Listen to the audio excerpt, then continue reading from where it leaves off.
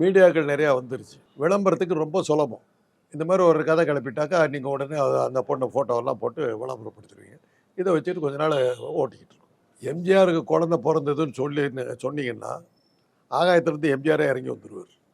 அவர் அவர் அவர் தனக்கு ஒரு வாரிசு இல்லைன்னு ஏங்கின ஏக்க எல்லாம் உலகத்துக்கே தெரியும். இப்படி ஒருத்தர் பிறந்திருந்தாக்கா, அதுவும் ஜெயலலிதாவுக்கு பிறந்திருந்தாக்கா ரொம்ப மகிழ்ச்சி அடைஞ்சிருப்பார். சரி முடுங்க இது ஒரு பொழப்பு. அப்படி பிறந்திருந்தாக்கா அவர் கூட்டிகிட்டு வந்து வீட்டிலேயே வச்சுக்கிட்டு இருந்திருப்பார். ஜெயலலிதாவும் வீட்டில் கொண்டு வந்து வச்சுக்கிட்டு இருந்திருப்பார். எனக்கு ஒரு மகன் பிறப்பான், அவன் என்னை போல மகிழ்ச்சி இதெல்லாம் இந்த மாதிரி நிறைய பேர் வருவாங்க. அதான் நான் தான் சொல்கிறேனே, நம்ம மாதிரி டிஜிட்டல் மீடியாவில் வந்து நல்ல விளம்பரம் கிடைக்கிறதுக்காக ஆளாளுக்கு ஒரு கதையை கிளப்பி விடுறாங்க.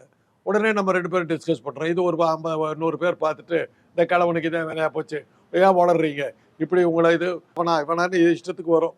அதெல்லாம் போட்டுக்கிட்டு இது பண்ணி ஒரு 100 பேர் பார்த்துருவாங்க. இதுதான் விளம்பரம். இதை வச்சுட்டு அந்த பொண்ணு அந்த கேரளாவில் சிப்ஸ் விற்று பொழைச்சிக்கிட்டு இருக்குது.